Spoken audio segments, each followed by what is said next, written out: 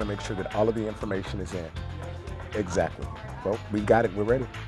Thanks. Coming up tonight on Bounce News at 7, a Valdosta teen's death leaves more questions than answers, and a protest leads to multiple arrests. We'll tell you why. And in Talking Smack, it's just a few hours away. The NFL first-round draft gets underway, and see if your picks will be there or not. Plus, it's all about the Benjamins, baby. The Department of the Treasury is introducing a brand new $100 bill this fall. We'll take a look. Bounce TV News at 7 starts right now. You're watching Bounce TV News at 7.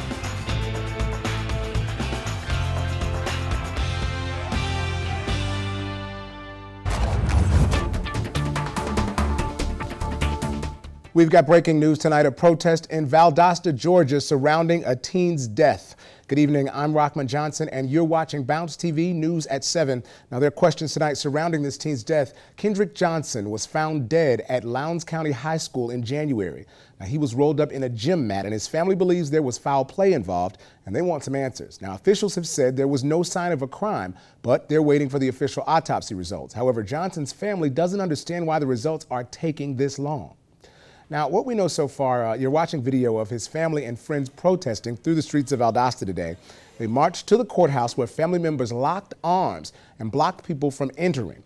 Now, we know now 7 people, including Kendrick's mother and father, are in jail right now facing obstruction charges. Now, on the set with me live is Jade Balexa for Bounce TV. And Jade, you were there live. What did you see?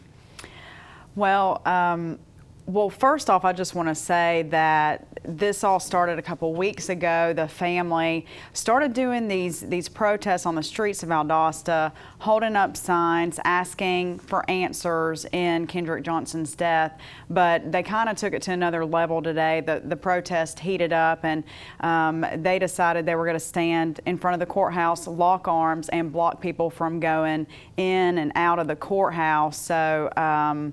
And they were arrested for that because by law you can't block people from going in and out of a public building. So like you had mentioned, 7 people are charged with obstruction. Now let's go on the phone right now. We have Eddie Tooley. Eddie is the grandfather of Kendrick Johnson. Mr. Tooley, are you with us?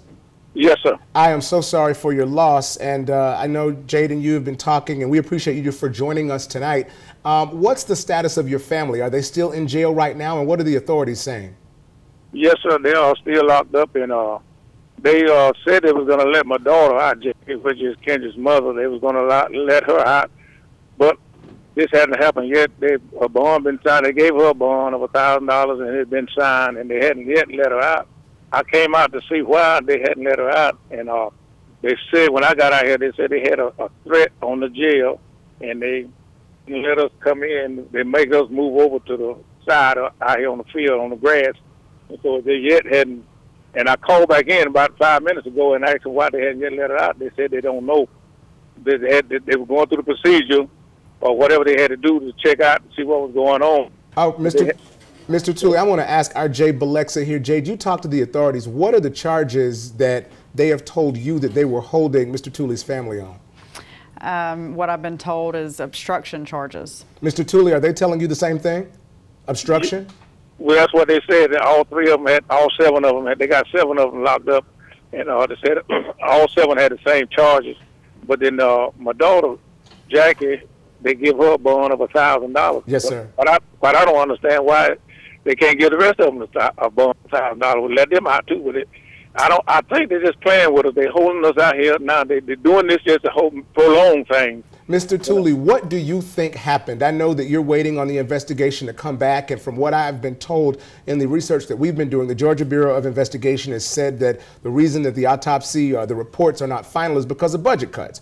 What does the family think happened to your grandson? Well, we know he didn't fall in the mat like he said, because we talked to certain people, and they said that the hole in the mat was 14 inches wide, but my grandson was 17.5 inches wide. So there's no way that he could have fallen in a mat. But what we learned, the early part of it, that this girl that found him, that she was on a mat doing exercise and she rolled over on him, said that he was laying down and a mat was thrown over him. So, but the sheriff said different. They say he was standing up in the mat. So what I can't figure out, if he was standing up, It been over in the mat. Why couldn't everybody that walked in the gym see him standing up in the mat? Nobody seen him until she rolled over on him. We are going to keep following this story, and I know right now, again, the Georgia Bureau of Investigation hasn't issued a date as to when the report will come out. But Mr. Tooley, thank you so much for joining us this evening. We're going to keep in touch with you, and again, my condolences to your family.